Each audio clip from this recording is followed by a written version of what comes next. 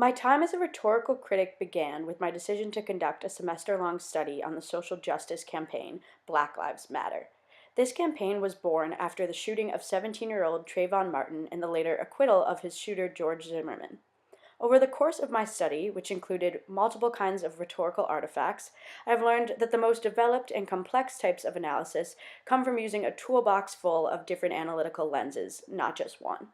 By learning a variety of possible lenses used to analyze rhetoric, I can now study an artifact from multiple viewpoints. At the end of my semester, I was able to conduct a long analysis utilizing more than one analytical lens, which allowed for more detail and evidence-filled critique. It all started with my interest in the Take the Knee movement, a demonstration that began when biracial footballer Colin Kaepernick decided to kneel for the national anthem during the 2016 NFL season.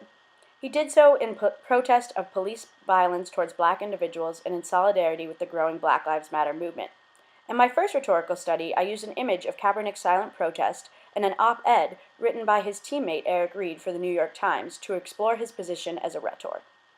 I focused my analysis on the rhetorical situation in which Kaepernick and Reed found themselves. I studied the exigencies they aimed to address in their protests, as well as their ultimate goal. In doing this, I had to think about other factors affecting this silent act of protest, including the audience.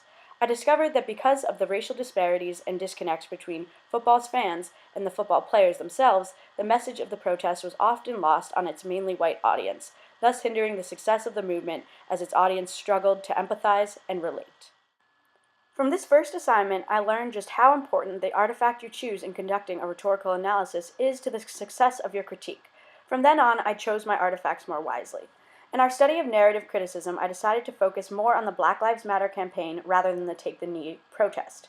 Although the story of Trayvon Martin's shooting has been told a number of times over the past 6 years, I decided to focus my critique on an op-ed from the New York Times titled "The Curious Case of Trayvon Martin" by columnist Charles M. Blow.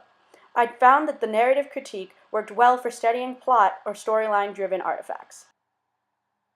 Then, in our study of cluster criticism, I was able to take an address written and spoken by Black Lives Matter co-creator Alicia Garza and analyze how certain words that were featured prominently throughout her speech reflected her larger worldview as a rhetor.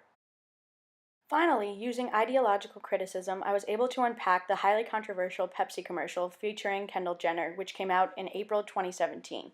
An ideological critique primarily seeks to uncover the ideologies embedded within an artifact.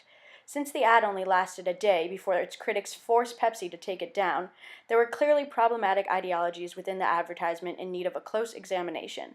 This brief analysis ended up turning into my final long analysis paper for the semester because I had so much to say on how the commercial was working rhetorically to trivialize and deracialize the social justice movement. Using both ideological criticism and narrative criticism, I aimed to answer the question of why deracializing a social justice movement centered around race is so problematic for progress. Using two ideologies allowed for me to find more evidence within the ad and further my analysis of such a complicated and problematic artifact.